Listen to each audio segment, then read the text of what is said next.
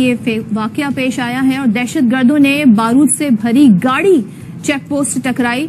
इसके नतीजे में इमारत की छत गिर गई और धमाकों से और छत गिरने से 5 फौजी जवान शहीद हो गए। नाजरीन, 11 मार्च को भारत ने अग्नि 5 का एक तजुर्बा किया और ये multiple independently targetable re entry vehicle MIRV जो कि एक ही मिसाइल पे 3 वॉर हेड्स लगा देते हैं, उससे भी ज्यादा शायद हो सकते हैं, टेक्नोलॉजी है। भारत ने अग्नि 5 मिसाइल का एक कामयाब तजर्बा किया है जिसके तहत वो मल्टीपल वॉर हेड्स लेकर जाने की कैपेसिटी रखता है और मल्टीपल टारगेट्स को हिट कर सकता है।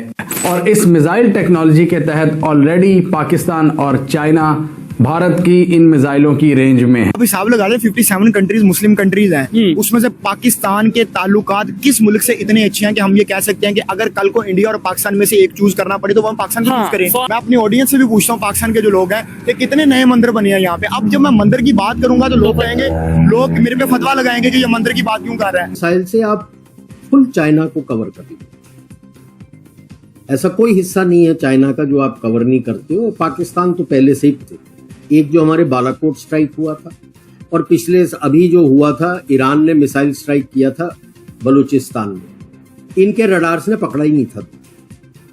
चाइनीज रडार थे ना वो, ये सारे चाइनीज रडार थे।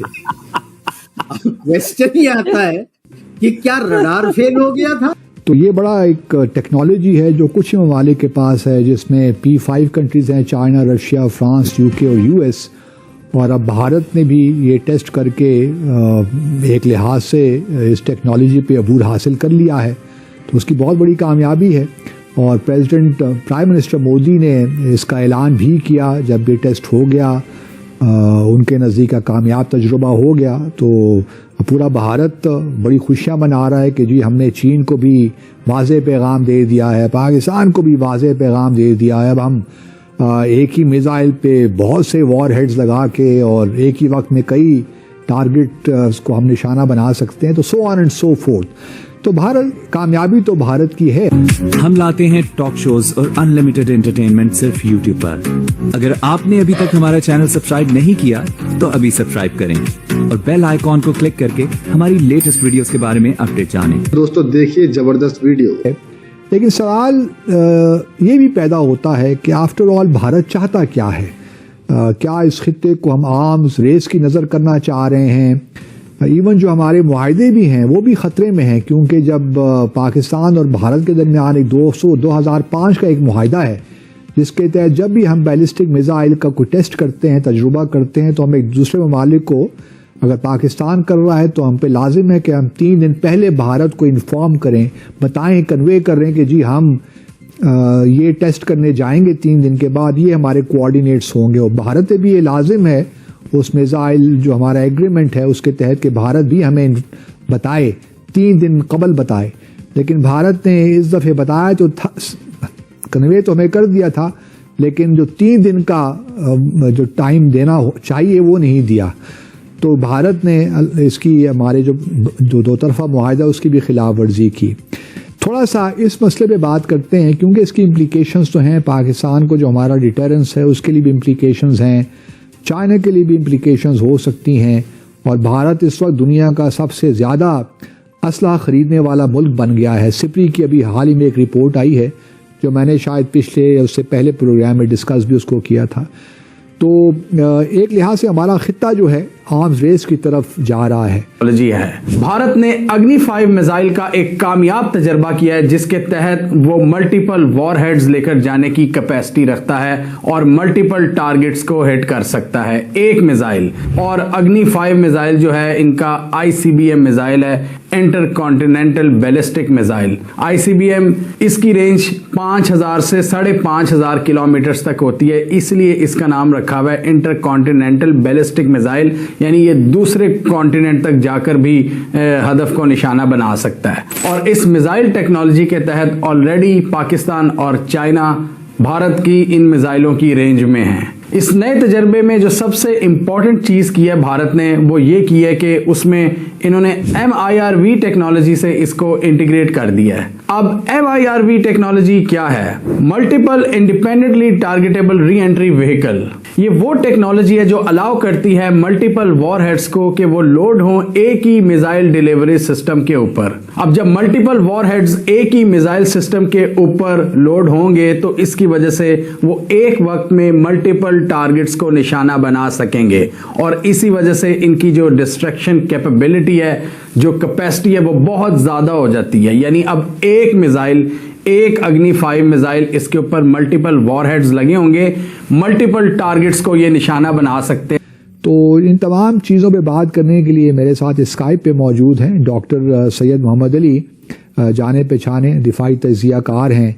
इन मामलात पे इनकी गहरी नज़र रहती है, तो इनसे ज़रा समझने की कोशिश करते हैं कि भारत ने ये जो मर्व जो है इंटरकॉन्टिनेंटल बैलिस्टिक मिसाइल है, जिसकी तकरीबन रेंज 6000 किलोमीटर तक है, उसका जो टेस्ट किया है, इसकी क्या रिपरकशंस है पाकिस्तान के लिए। तो डॉक्टर साहब, thank you very much for joining me on Decipher. Can you hear me? जी बहुत शुक्रिया, आपने मुझे मदद किया, मेहरबानी। Thank you. पहले तो आप ये बताइए कि जी कैसे देख रहे हैं आप, भारत तो बहुत खुश है और इस टेस्ट पे तो पाकिस्तान को थोड़ा सा कंसर्न होना चाहिए इस बारे में कि नहीं? बिल्कुल जी, मैं समझता हूं कि ये एक काबिल जिक्र एक डेवलपमेंट है इस खित्ते के तस्वीराती तवाजुन के एतबार से, लेकिन इसके 3 मुख्तसरन पहलू मैं आपके सामने रखूंगा। एक इसका जो है आलमी सियासी पहलू है, एक इसका टेक्नोलॉजिकल पहलू है और एक इसका तस्वीराती पहलू है। मैं समझता हूँ सबसे इम्पोर्टेंट जो बात है वो ये है कि चूंकि इस वक्त जो वर्ल्ड ऑर्डर में तब्दीली आ रही है, उसमें अमेरिका को भारत से जो तवक्कुआत हैं, मैं समझता हूँ इसीलिए इस तरह की जो आर्म्स रेस है या जो रैपिड आर्म्स प्रोलिफरेशन और डेवलपमेंट है, उसके हवाले से मगरिब में जो है काफी टॉलरेंस पाई जाती है अनलाइक पाकिस्तान।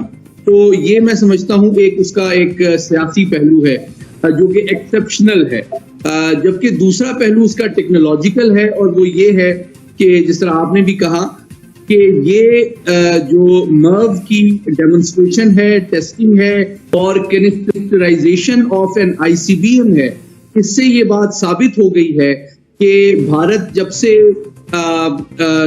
जो MTCR है, मिसाइल टेक्नोलॉजी कंट्रोल रिजीम का मेंबर बना है, तो उसको जो एक्सेस मिला है मुख्तलिफ सोर्सेज से मिसाइल टेक्नोलॉजी के मुख्तलिफ शोबों का, उसको उसने बरूए कार लाते हुए इस टेक्नोलॉजी को डेवलप किया है।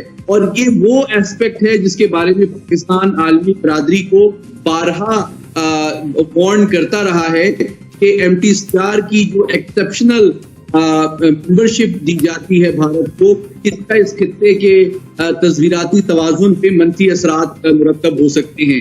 लेकिन जो तस्वीराती पहलू मुख्तसरन में ये बताना चाहूंगा वो इम्पोर्टेंट इसलिए है कि अब इस टेस्ट के बाद ये बात साबित हो गई है कि 20 साल से जो भारत का तस्वीराती बयानिया था, जो उसकी ओवर्ट न्यूक्लियर डॉक्ट्रिन थी, वो it has been overtaken by time. और अब पाकिस्तान उन बातों को जो अशोर्ड सेकंड स्ट्राइक और नो फर्स्ट यूज की कमिटमेंट पर मबनी था, अब उनको वो बिल्कुल भी सीरियसली नहीं ले सकते। अब हिसाब लगा ले 57 कंट्रीज मुस्लिम कंट्रीज हैं, उसमें से पाकिस्तान के ताल्लुकात किस मुल्क से इतने अच्छे हैं कि हम ये कह सकते हैं कि अगर कल को इंडिया और पाकिस्तान में से एक चूज करना पड़े तो हम पाकिस्तान को चूज करें। मैं अपनी ऑडियंस से भी पूछता हूँ, पाकिस्तान के जो लोग हैं कि कितने नए मंदिर बने हैं यहाँ पे। अब जब मैं मंदिर की बात करूंगा तो लोग कहेंगे, लोग मेरे पे फतवा लगाएंगे कि ये मंदिर की बात क्यों कर रहे हैं। देखिए, जब भी एक मुल्क या एक कौम बनती है, उसमें सिर्फ एक तबका या एक फिरके का अमल दखल नहीं होता, वो पूरी कौम मिलके, मज़ाहिब मिलके एक कौम बनाता। अब मुझे बताएं, इंडिया ने आज तक किसी दूसरे की जंग में शिरकत की है?